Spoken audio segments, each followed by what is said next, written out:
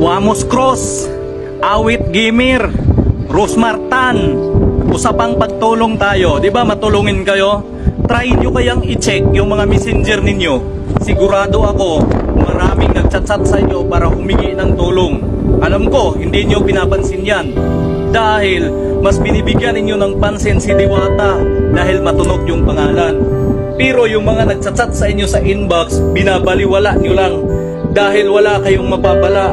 Dahil yung mga nanghihingi sa inyo walang pangalan, hindi kayang iangat yung mga pangalan ninyo sa social media. Diba? Kung usapang pagtulong tayo, i-try ninyong i-check yung mga messenger ninyo. Sa akin nga na mababang vlogger, kakarampot lang ang kita, maraming nagchat-chat nanghihingi ng tulong. Sa inyo pa kaya na matulungin kamo sa kapwa ninyo na mga malalaking vlogger lang? Mas nakakabilib Wamos, Awit, Rosmar at iba pang mga malalaking vlogger dyan na nagbibigay ng tulong kay Diwata, na kung tutuusin hindi na kailangan pang alalayan si Diwata dahil milyonaryo na yan. Bakit sa kanya nyo ginugugo lahat ng tulong ninyo? Bakit hindi nyo try i-check yung mga messenger ninyo? Alam ko, maraming nagchat-chat dyan sa inyo, humihingi ng tulong. Pero dahil yung mga nanghihingi ng tulong sa inyo, walang pangalan, mababang tao lang, kaya dinididman nyo lang yung mga chat nila sa inyo na paghingi ng tulong. Diba? Tama ako o tama ako? Wamos Cross, Awit Gamer, Rosmar Tan, at sa iba pang mga malalaking vlogger dyan na nagbibigay kay Diwata, na inaangat si Diwata.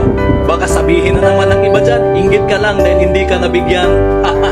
Hindi ako naiinggit, boy. Alam ko hindi naman talaga natin kayang diktahan si Wamos, si Awit, si Rosmar at yung iba pang malalaking vlogger dyan na diktahan sila kung sino yung gusto nila bigyan ng tulong. Pero maling-mali yung way ng pagtulong nila. Kasi bakit kay Diwata pa? Dapat Wamos, Awit at saka Rosmar ang binibigyan niyo ng pansin yung mga mahihirap dahil sila ang laging nanonood ng mga video ninyo. Si Diwata ba? Nanonood ba ng video ninyo? Nagsishare ba si Diwata ng mga video ninyo? Hindi. Pero bakit si Diwata yung pinagtuunan ninyo ng pansin na bigyan ng tulong? Kung totoosin, wala na yung time para manood sa mga video ninyo. Doon kayo mamigay sa mga taong mahihirap o di kaya libutin ninyo yung mga lugar ninyo. Sigurado ako, maraming mas mahirap dyan na mas nangangailangan ng tulong ninyo. Hindi si Diwata. Dahil si Diwata, nakatayo na yan, tayong-tayo na yan. Kumbaga sa building pa, matibay na yan. Bakit dyan kayo nagbibigay ng milyones?